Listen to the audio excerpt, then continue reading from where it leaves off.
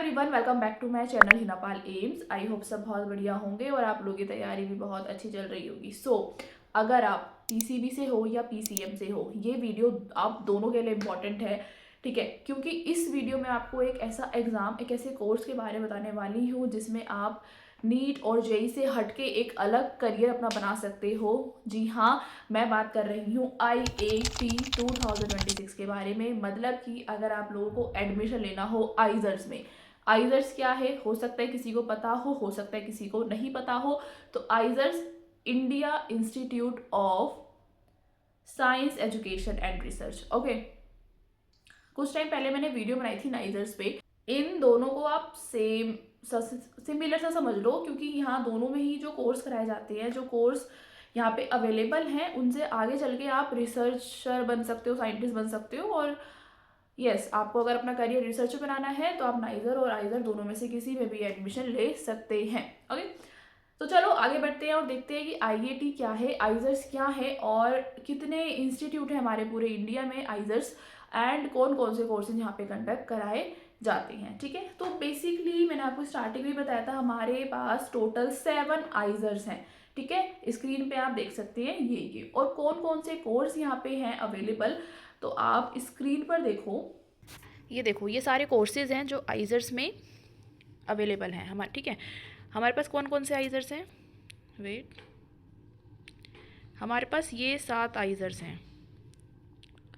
आइजर Berhampur, IISER Bhopal, IISER Kolkata, IISER Mohali, IISER Tirupati, IISER Thiruvananthapuram, IISER Pune, okay.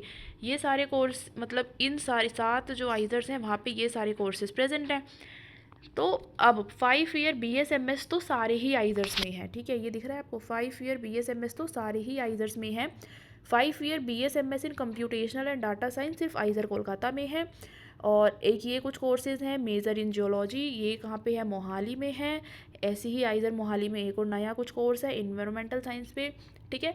अब आइजर भोपाल जो है, वहाँ पे BSMS के साथ 4 अलग कोर्स भी हैं। देखो, एक ये, 2, 3, 4, कौन कौन से, 4 year BS in economic science, 4 year BTech in chemical engineering, 4 year BTech in electrical engineering, 4 year BTech in data science and engineering. ये वाले कुछ ऐसे कोर्सेज हैं जो PCM स्टूडेंट अप्लाई कर सकते हैं, PCB नहीं। मैं भी आपको बताऊंगी कि ऐसे कौन से कोर्सेज हैं जिनमें सिर्फ PCM वाले बच्चे अप्लाई कर सकते हैं, ठीक है। ऐसे ही आइजर तिरुपति में है कोर्स आपका economic and statistical science, okay. ये देखो, for admission to the following programmes candidate must have mathematics along during their class 12th, okay. कौन कौन से एग्जाम के लिए, जो आइजर कोलकाता में था, कौन सा, computational and data sciences. BTech programme IISER Bhopal में जो है, आइजर भोपाल में ही इकोनॉमिक साइंस वाला और इकोनॉमिक एंड स्टैटिस्टिकल साइंस के लिए आपके पास मैथमेटिक्स होना चाहिए। इन कोर्स को छोड़ के कितने कोर्स हो गए, 1, 2, 3, 4, इन 4 कोर्स को छोड़ के आप PCB वाले, मतलब बायोलॉजी वाले स्टूडेंट सभी कोर्स में अप्लाई करने के लिए एलिजिबल हैं, ओके। चलो वीडियो में आगे बढ़ते हैं और देखते हैं एलिजिबिलिटी क्राइटेरिया। PCB या PCM, किसी भी कोई भी सब्जेक्ट से आपने अपनी 12th पास आउट करी है इनमें से, तो आप इस एग्जाम में अपीयर हो सकते हैं, ठीक है। बट यहाँ पे क्राइटेरिया है, जो बच्चा 2026 जो अभी 12th में है, अभी पास आउट करेगा वो, और लास्ट के 2 साल में पास आउट हुए, मतलब कि 25 और 24 में जिसने पास आउट करी है अपनी 12th, सिर्फ वही अप्लाई कर सकते हैं, उनसे पहले वाले अप्लाई नहीं कर सकते हैं। मतलब अगर आपने अपनी 12th 2023 में पास आउट करी है, then you are not eligible for this exam, okay.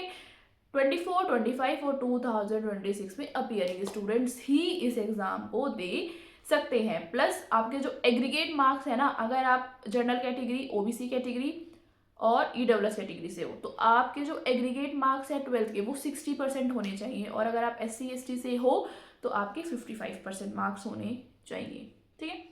Plus यहाँ पे भी मैं वो स्क्रीनशॉट ऐड कर रही हूँ जहाँ पे बताया हुआ है कि कौन से कोर्सेज सिर्फ PCM वाले कर सकते हैं, PCB वाले नहीं कर सकते, ठीक है। तो वो भी आप एक बार दोबारा से देख लेंगे। अब देखो इम्पॉर्टेंट डेट्स, क्योंकि मैंने स्टार्टिंग में ही आपको बताया था कि इसके जो एग्जाम डेट है और फॉर्म डेट है वो आउट हो चुके हैं। तो ये देख लो आप कब से इस फॉर्म को फिलअप कर पाएंगे। तो जो आपकी एप्लीकेशन पोर्टल कब ओपन होगा? 7 मार्च को, ठीक है। 7 मार्च से आप इस फॉर्म को भर पाएंगे और कब तक बंद होंगे? 13 अप्रैल तक आप इस फॉर्म को भर सकते हैं, 13 अप्रैल तक। नाइजर के भी ओपन है, फिर बता रही हूँ मैं, ठीक है। करेक्शन विंडो आपकी 16 से 18 अप्रैल तक खुलेगी एंड उस टाइम पे अगर कुछ गलती हो गई है तो करेक्शन विंडो में सही कर लेना।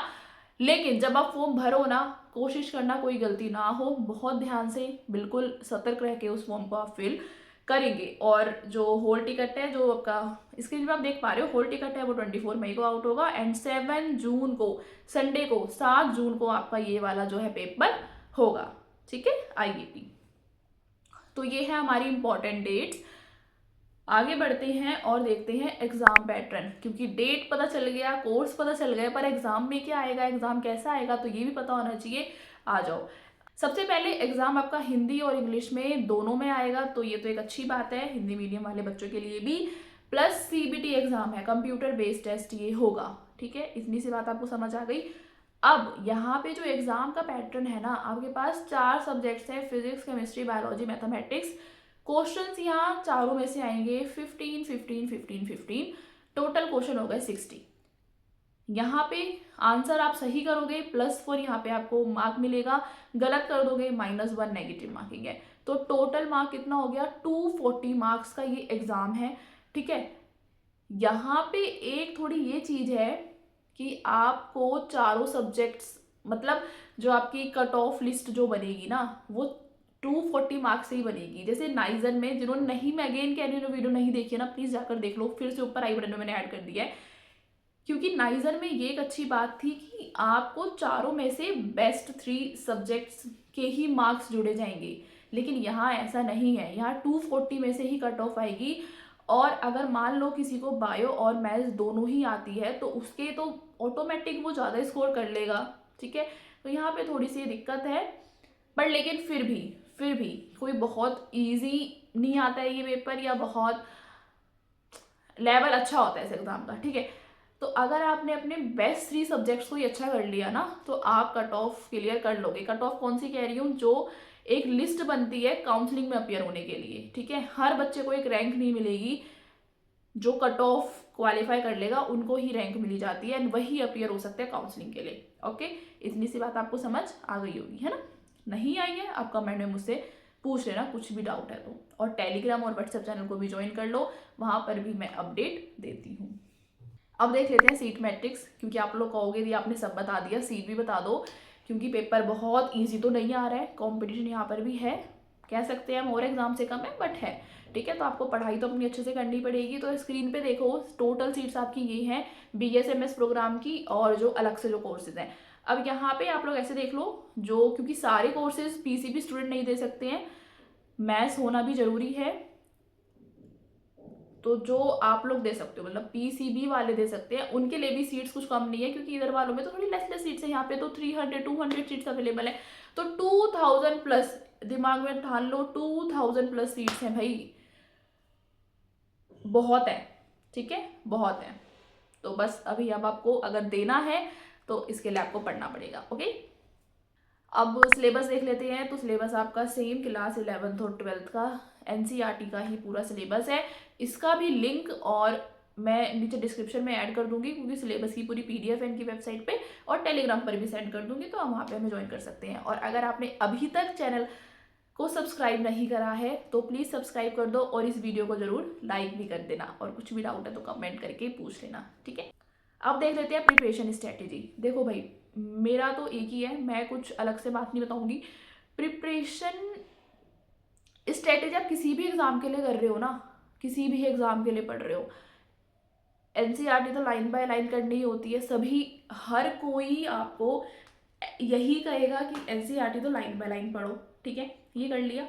प्लस वो आप कर भी नहीं होगे, क्योंकि कोई नीट दे रहा होगा, कोई JEE दे रहा होगा, कोई एग्जाम दे रहा होगा, तो NCERT तो है ही, ठीक है। उसके बाद आपको मॉक टेस्ट, जिस भी एग्जाम के लिए आप प्रिपरेशन कर रहे हो ना स्पेसिफिक, उसके लिए मॉक टेस्ट और प्रीवियस ईयर क्वेश्चन पेपर ये करना ही करना है, ठीक है।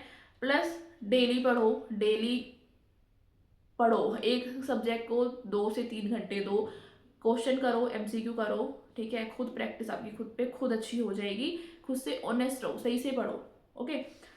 तो अगर आपको ये डिटेल में जानना हो कि मॉक टेस्ट कहाँ से करने हैं और प्रीवियस ईयर क्वेश्चन पेपर कहाँ से मिलेंगे, तो कमेंट कर देना प्रीवियस ईयर क्वेश्चन पेपर, मैं एक डिटेल वीडियो इस पर बनाऊंगी। ओके, एक गुड न्यूज़ है कि यहाँ पे आपको स्कॉलरशिप भी मिलती है। स्कॉलरशिप है पर ईयर 80,000 की हर बच्चे को, मतलब 5,000 तो पर मंथ मिलती है आपको इंटर्नशिप की तरह, ठीक है। और 60,000 अगर आप लोग मतलब टॉप 1% हो, 12th बोर्ड का जो रिजल्ट आएगा उसमें आप टॉप 1% में आते हो, और जे या नीट वाले एग्जाम में आप टॉप 10,000 स्टूडेंट्स में आते हो, तो आप लोगों को 60,000 पर ईयर मिलता है। मतलब टोटल ओवरऑल 80,000 पर ईयर की स्कॉलरशिप आपको मिलती है। इस वीडियो में मैंने सब कुछ कवर करने की कोशिश करी है। स्टिल कोई भी डाउट रह जाए तो कमेंट में मुझसे पूछ लेना। बट वीडियो एंड करने से पहले मैं फिर ये बताना चाहूँगी कि वाई चूज आइजर, है ना। रीज़न सिंपल है कि अगर आप लोगों को अपना करियर रिसर्च में बनाना है, ठीक है, फॉरेन से अपनी हायर स्टडीज़ कंटिन्यू करनी है, परस्यू करनी है, या फिर आप लोगों को साइंटिस्ट बनना है, तो ये एक बेस्ट ऑप्शन है, क्योंकि यहाँ पे आपको अर्ली ईयर से ही रिसर्च एक्सपोजर मिलता है, ठीक है। सो यही है। तो अगर भाई नीट मेडिकल के लिए, मेडिकल में इंटरेस्ट है नीट दो, इंजीनियरिंग में इंटरेस्ट है जेई दो, रिसर्च में इंटरेस्ट है आईआईटी या फिर नेक्स्ट एग्जाम दो, मतलब नाइजर या आइजर्स के लिए दो। तो ये सब चीज़ें सिंपल हैं, बट आपको अपना इंटरेस्ट, कोई भी करियर चूज करो ना अकॉर्डिंग टू योर इंटरेस्ट करो, बाद में जाके क्योंकि गिल्ट ना हो कि क्यों कर लिया, ठीक है। तो अच्छे से पढ़ते रहो, ऑल द बेस्ट। मिलते हैं नेक्स्ट वीडियो में एक नई अपडेट के साथ। ओके, तब तक के लिए स्टे हेल्दी, बाय बाय।